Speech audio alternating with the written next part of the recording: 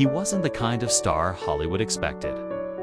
In fact, when he first appeared with braids, grills, and a voice that slid between rap, rock, and melancholy, pop critics didn't even know what to call him. Some mocked him. Some dismissed him. But millions saw something different. A wounded soul, wrapped in tattoos and melodies that felt like confessions. How does a shy, awkward kid from Syracuse and Texas, who started out playing Guitar Hero in his bedroom, become one of the most streamed, most unpredictable, and most beloved artists on the planet? This is the story of Post Malone, the misfit who rewired modern pop culture. Not by following the rules, but by breaking every single one of them. His rise was unlikely. His fall seemed inevitable. And his survival, nothing short of miraculous, from childhood heartbreaks to a viral song made in a tiny room, to chart-shattering fame, to controversies that nearly destroyed him, to a reinvention that stunned the world. This is the journey of a man who learned to turn pain into platinum. Because before he became Post Malone, superstar, he was Austin Post. A kid who didn't look like a legend. A kid who didn't sound like a legend. A kid who wasn't supposed to win, but he did. And this is how. Austin Richard Post was born in Syracuse, New York. In 1995, his parents separated early. And like many children of fractured homes, he carried that invisible ache with him. When he moved to Grapevine, Texas, at 9 years old, everything felt unfamiliar. New school, new faces, new identity to build from scratch. His father, Rich Post, worked as a DJ in his youth, spinning funk, country, and hip-hop.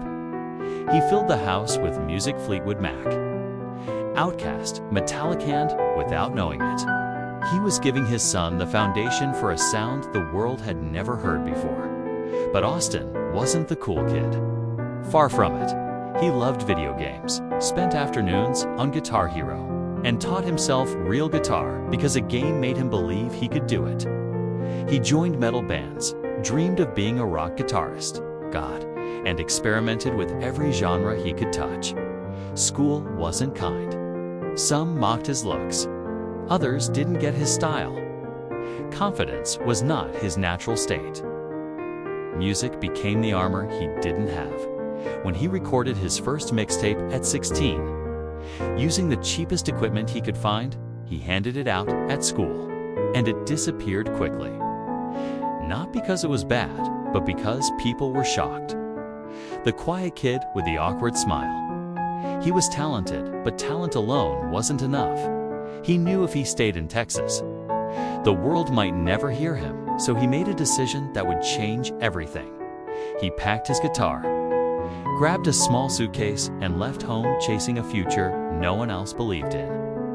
Post Malone didn't arrive in Los Angeles like a star. He arrived like a gamble. He crashed on friends' couches. Some nights, he didn't know where he'd sleep. He ate whatever was cheap. He recorded in a small room with a microphone held together by tape. He wasn't a rapper. He wasn't a singer. He wasn't a rock artist. And that confused everyone. But not him. He kept chasing the sound in his head, a blend of hip-hop drums, sad guitar chords, and melodies soaked in heartbreak. Then, one night in 2015, he wrote a song that would change the trajectory of his life, White Iverson. It wasn't polished. It wasn't expensive. But it was different, emotional, melodic, hypnotic. He uploaded it to SoundCloud and went to sleep. When he woke up, the number was exploding. Thousands of plays. Then hundreds of thousands. Then millions. Record labels who ignored him suddenly fought over him. Artists like Wiz Khalifa, Kanye West, and Justin Bieber reached out.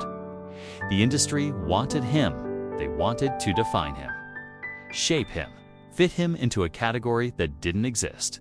He refused because Post Malone wasn't meant to be a genre. He was meant to be a universe. White Iverson wasn't just a breakthrough single. It was a warning shot. A sign that the music world was about to change. Post Malone would be the one to change it. Post Malone's debut album, Stoney 2016, didn't just perform well, it became a cultural phenomenon. With hits like Congratulations, he shaped a new emotional tone for mainstream music. Sad, melodic, vulnerable, but still undeniably catchy. But Stoney was only the beginning. Then came Beer Bongs and Bentleys. The album debuted at no one, broke streaming records, dominated radio, and catapulted Post Malone into the rarest air in the industry, global superstardom. Songs like Rockstar, Better Now, and Psycho weren't just chart toppers. They were anthems. They were everywhere: clubs, cars, malls, festivals, social media feeds.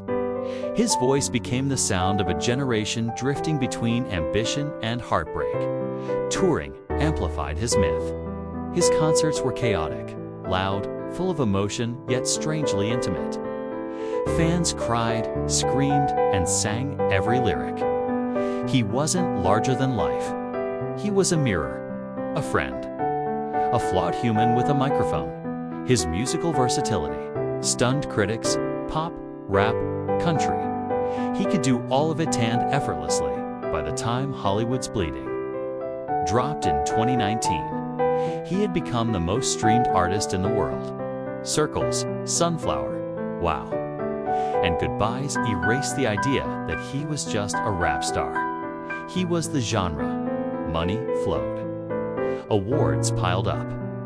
Collaborations with legends became normal. From Ozzy Osbourne to Sway Lee, from Doja Cat to The Weeknd, everyone wanted a piece of the Post Malone phenomenon. But success came with a cost. Because behind the smiles, behind the tattoos, behind the chaotic fun of his public persona, something darker was growing. With fame came scrutiny, and with scrutiny came a storm. Critics in hip-hop accused him of cultural appropriation. They said he used rap to get famous. They said he wasn't real. They dismissed him as a tourist in a culture he benefited from. Interviews were dissected. Tweets were weaponized. Every joke became a headline. But that was only one side of the chaos. The other side was personal and far more painful. Post Malone became known for his hard partying, beer, liquor, endless cigarettes. Fans worried. The media mocked him.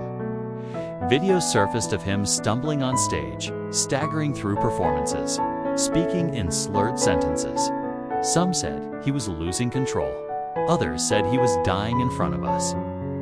In early 2020, a viral clip from a concert showed him dropping to his knees, shaking, singing with a kind of desperation that didn't feel like performance.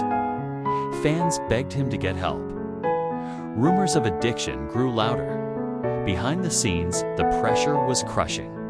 The endless touring, the expectations, the isolation, the wounds of childhood resurfacing under the weight of global attention. His tattoos became a symbol of his pain. Stay away, always tired, I'm a mess. They weren't aesthetics. They were confessions. And then the media struck again. They criticized his weight, his eating habits, his drinking, his mental health. They turned a human being into clicks. The controversies piled up. Comments about hip-hop sparked backlash. Stage falls fueled theories about substance use. Fans feared he was spiraling toward tragedy. For a moment, it looked like the story of Post Malone would end the way too many rock star stories end: young, overwhelmed, consumed by the spotlight. But something or someone pulled him back, and it marked the beginning of a new chapter. In 2022 and 2023, fans noticed a change. Post Malone looked slimmer, healthier, softer around the eyes. He smiled more. He spoke more clearly. He stopped dodging emotions and started owning them. He revealed the truth. He was trying to live better, drink less, take care of himself, be present, and something else changed his music. He embraced new directions: country, acoustic, folk, and pure pop. His voice, raw, emotional, uniquely vulnerable, fit every genre like it was built for it. Songs like Chemical, Morning, and his country collaborations showed a maturing artist, no longer shackled to expectations. He also became a father, and that grounded him more than fame ever could. Offstage, he supported charities, visited children's hospitals, and treated fans with a rare tenderness, hugging them, comforting them, sometimes crying with them. He refused to fake perfection. He let the world see him heal. This wasn't the chaotic party boy Post Malone from early fame. This was the reborn Austin Post, still wild, still strange, still beautifully human, just stronger. Post Malone's legacy is already bigger than numbers, bigger than streams, bigger than charts. He is the embodiment of a new era, where genres dissolve, emotions matter, and authenticity wins. He proved that you don't need to fit a mold to change the culture. You don't need the perfect look, the perfect voice, or the perfect past. You just need the courage to be imperfect. From a lonely kid in Texas, to the soundtrack of millions, to a father rebuilding himself in real time, Post Malone has become something rare. A star who feels like a friend, and his journey is far from over. The story of Post Malone proves that greatness is born not from perfection, but from those brave enough to face their shadows, break the rules, and rise again. If you enjoyed this documentary, don't forget to like, share, and subscribe for more stories of the stars who defined an era.